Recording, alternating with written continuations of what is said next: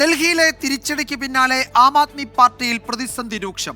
പഞ്ചാബിൽ 30 ആം ആദ്മി പാർട്ടി MLA-മാരുമായി സമ്പർക്കത്തിലാണെന്ന് കോൺഗ്രസ് അവകാശപ്പെട്ടു. അഭ്യൂഹങ്ങൾ ആം ആദ്മി പാർട്ടി തള്ളുകയാണ്. അരവിന്ദ് കെജ്രിവാൾ പഞ്ചാബിലെ ആം ആദ്മി പാർട്ടി MLA-മാരുടെ അടിയന്തര യോഗം വിളിച്ചു ചേർത്തു.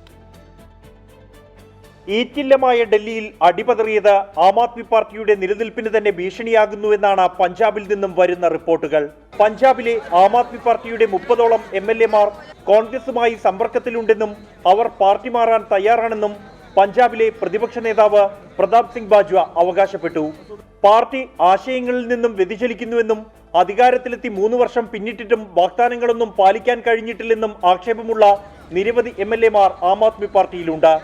മുഖ്യമന്ത്രി ഭഗ്വന്ത് മാനിന്റെ ശൈലിയിലും അതൃപ്തിയുള്ള ഈ നേതാക്കൾ ബദൽ മാർഗങ്ങൾ തേടുന്നതായി നേരത്തെ റിപ്പോർട്ടുകൾ വന്നിരുന്നു. പാർട്ടിയുടെ മുഖമായ ദേശീയ കൺവീനർ അരവിന്ദ് കെജ്രിവാൾ തന്നെ പരാജയപ്പെട്ടതാണ് പഞ്ചാബ് നേതാക്കളുടെ ആത്മവിശ്വാസം തകർത്തത്. ആം ആദ്മി പാർട്ടിയുടെ ചില MLA-മാരെ BJPയും ബന്ധപ്പെട്ടതായി റിപ്പോർട്ടുകളുണ്ട്. ഈ സാഹചര്യത്തിലാണ് അരവിന്ദ് കെജ്രിവാൾ പഞ്ചാബ് ആം ആദ്മി പാർട്ടി MLA-മാരുടെ യോഗം നാളെ ഡൽഹിയിൽ വിളിച്ചത്. എന്നാൽ MLA-മാർ പാർട്ടി മാറുമെന്ന റിപ്പോർട്ടുകൾ ആം ആദ്മി പാർട്ടി നേതൃത്വം തള്ളി. ഡൽഹി തെരഞ്ഞെടുപ്പ് പ്രചരണത്തിൽ പങ്കെടുത്ത MLA-മാരെ കാണാനാണ് കെജ്രിവാൾ യോഗം വിളിച്ചതെന്നാണ് വിശദീകരണം.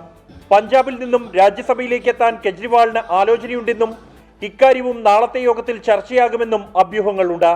24 ഡൽഹി.